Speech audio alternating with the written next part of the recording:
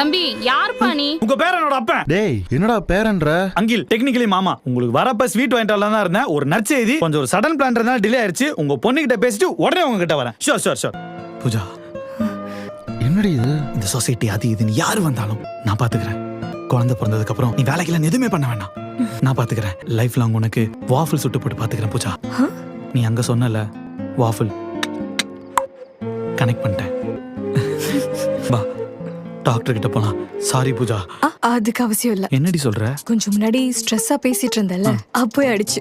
அப்பனா இல்லையா? இல்ல இல்லையா? இல்லையா? அண்ணா, ஒரு நிமிஷம் திரும்பி பாரு. உங்ககிட்ட சொன்னது உண்மைதான். ஒரு 1 month டைம் கொடுத்தீங்கன்னா கண்டிப்பா நான் அப்பாயிடுவேன்.